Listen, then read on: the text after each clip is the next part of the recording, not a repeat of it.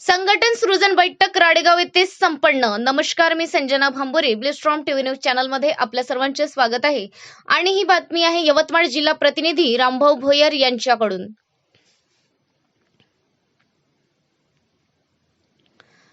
अखिल भारतीय काँग्रेस कमिटीचे मुख्य संघटक संजय कपूर यांच्या प्रमुख उपस्थितीत गुरुवारी संघटन सृजन बैठक कृषी उत्पन्न बाजार समिती राडेगाव येथे उत्साहात संपन्न झाली। माजी शिक्षण मंत्री प्राध्यापक वसंत पुरके, जिल्हा अध्यक्ष ॲडव्होकेट प्रफुल्ल मानकर, जिल्हा काँग्रेस कमिटी ओबीसी विभागाचे अध्यक्ष अरविंद वाढवणकर सह 77 राडेगाव विधानसभा मतदारसंघातील सर्व ज्येष्ठ नेते, पदाधिकारी आणि काँग्रेसचे सहकारी कार्यकर्ते उपस्थित होते।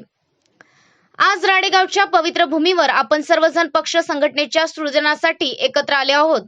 हा केवळ एक कार्यक्रम नाही, तर काँग्रेसच्या विचारधारेला तळागाळापर्यंत पोहोचवण्याचा आणि सामान्य माणसाचा आवाज मजबूत करण्याचा संकल्प आहे।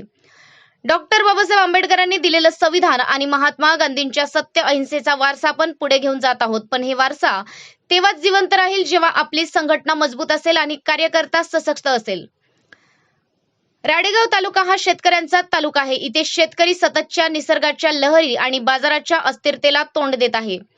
काँग्रेस पक्षाने नेहमी शेतकरी, कष्टकरी आणि काठावरच्या माणसाच्या न्यायासाठी लढा दिला आहे। तोच लढा आपल्याला आता संघटितपणे लढायचा आहे, असा प्रतिपादन संजय कपूर यांनी केले आहे।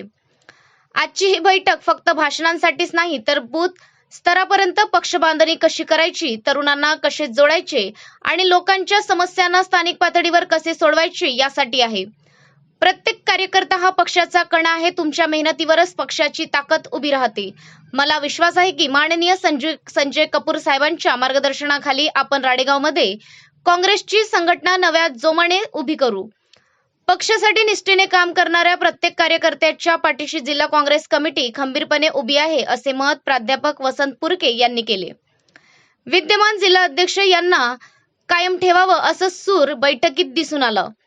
सभेचे संचालन शहर अध्यक्ष प्रदीप ठुने, प्रास्ताविक ॲडव्होकेट प्रफुल्ल मानकर, आभार प्रदर्शन तालुका अध्यक्ष राजेंद्र तेलंगे यांनी केले होते। अशाच काही बातम्यांच्या नवीन अपडेट्ससाठी आपण पाहत राहा ब्लूस्ट्रॉम टीव्ही न्यूज।